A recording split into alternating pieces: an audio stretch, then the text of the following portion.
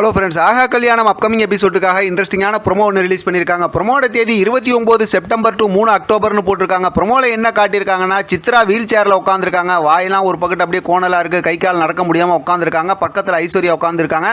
Last எபிசோடில் சித்ரா வீட்டில் கோச்சிக்கிட்டு மன உளைச்சலோடு வெளியில் போகும்போது எதுவும் ஆக்சிடென்ட் ஆகிடுச்சின்னு நினைக்கிறேன். அதனால தான் அந்த மாதிரி உட்காந்துருக்க மாதிரி தோணுது. இப்போ பார்த்தா சித்ரா ரொம்ப மனசு உருகி அவங்களோட தப்புக்கெல்லாம் மன்னிப்பு கேட்டு அழுது பேசுகிறாங்க.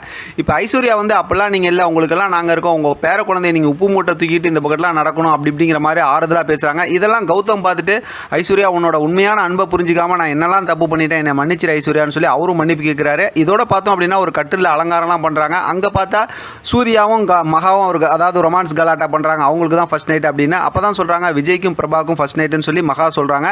அப்புறம் பார்த்தா விஜயும் பிரபாவும் அந்த கட்டில் உட்காந்துருக்காங்க. சூப்பராக ப்ரொமோ காட்டியிருக்காங்க. ஒரு சீரியல் முடிக்கிறதுனா எவ்வளோ ஃபாஸ்ட்டாக முடிப்பாங்க அப்படிங்கிறது நமக்கு தெரிஞ்சது தான். இப்போ அதாவது ப்ரொமோ என்னமோ ரொம்ப சூப்பராக தான் இருந்துச்சு. பார்க்கலாம் அடுத்து என்ன நடக்குதுன்னு. இதை பற்றி உங்களோட கருத்து கமெண்ட் பாக்ஸ் திரைப்படத்துக்கு தொடர்ந்து ஆதரவு கொடுங்க. தேங்க்யூ ஃப்ரெண்ட், தேங்க்ஸ் ஃபார் வாட்சிங்.